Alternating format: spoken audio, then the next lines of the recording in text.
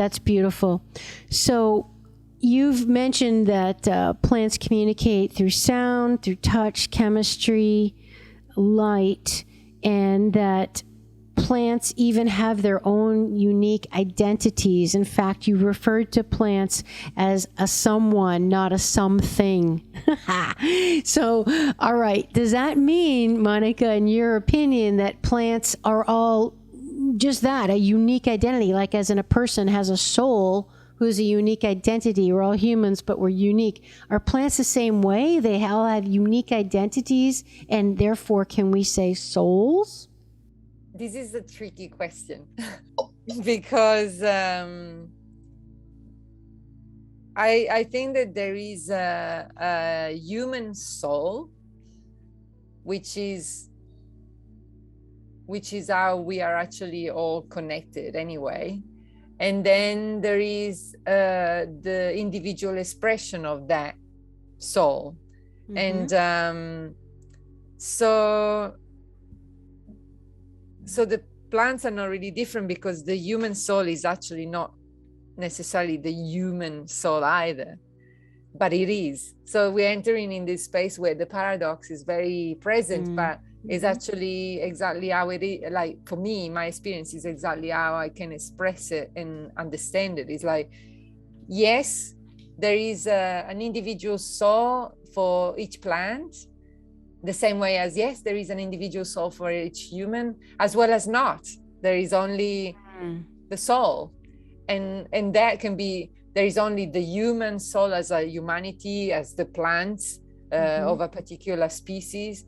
And because again, remember that humanity is made up of one species, but when we talk about plants, those are thousands of species. Right. So actually they're more than thousands, but so even when we say plants, it's a very generic term that doesn't actually represent anybody in particular. So humanity as a species is just one of the many animals. Yeah. And if we put it in that context, then there is an animal soul maybe, and then there is a plant soul. And this comes back to Aristotle. He already identified that. But then again, is that distinction even really real at the end anyway? Because there is, to me, there is only really the one soul. One source. Exactly. Like the universe.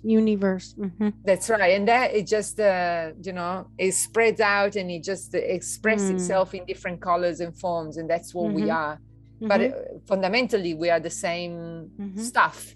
And then we are expressing differently. And our individuality is important, because without it, it wouldn't be very fun. We would be like having a painting with no colors. It's just one. Right. Instead, the painting comes to life when you have all of the colors. And I think that's what, life is doing, is just painting multiple colors. And the more colors, the better, because it makes it for a more interesting painting. And but ultimately, they're all paints, and they're all they're on the same canvas, and they're all, doing the same. So if individual plants can learn, and they have families, they communicate with each other, they have relationships with the insects, and, they produce chemicals that will attract certain bugs to help pollinate their seeds and repel others. And they tell neighboring plants by certain chemicals if there's a dangerous predator in the area, and to communicate to each other. They communicate under the ground through the roots, in the air, in sound. I mean, all these things that you talk about. But how about, like, with this behavioral component, kind of to my point about individual personalities, and I do totally get what you're saying, but I'm just curious. I mean, are they like people in the regard of, like, some people are nasty, some people are more friendly? Like, are plants like that? Like, you found that some plants really have a personality. Like, this plant is nasty, and you said, like, plants pick people to do things. Like, have you found that they really have, like, very distinct characteristics among them? For me, as my personal experience, definitely. And I couldn't, that's cool. I wouldn't have the scientific data to back this up, but then my personal experience does not need the validation of science, although I value and appreciate that system of knowledge, obviously. And like I have met plants who are guardian of certain spaces, and sometimes they're very welcoming, and other times when you're not supposed to be there, they'll be like, go away, you're not supposed to be here.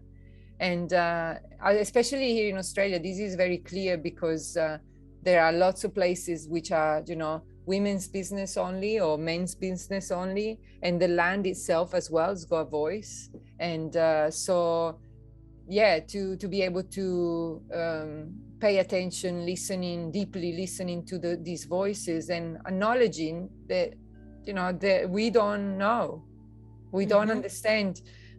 Our perspective, as I said with my experiments, like we are not seeing everything, and actually what we think we're seeing might not be what it is. So and crazy. So and so these others who are very much wiser than we are, they've been here, they've known the little game of life for a little longer, quite a bit longer, especially the land. So yeah, when I hear voices that say like, not here, and it's not necessarily a voice that speaks in my head, but it's like feelings, and they're very clear, and I'm sure you had them, and many people have them. Whether they acknowledge them or not is a different story, but we all have them because we are all the same bodies moving on the land, and so yeah, it's a matter of attuning that instrument, which is the physical, the body that we have. And then yeah, in some cases I had very clear like, you're not supposed to be here, go away. And I in some cases I was not able to take a step, like literally. Wow. I was like, I can't walk any further than this, and there is no barrier officially, physically, that should justify that, but it's very clear.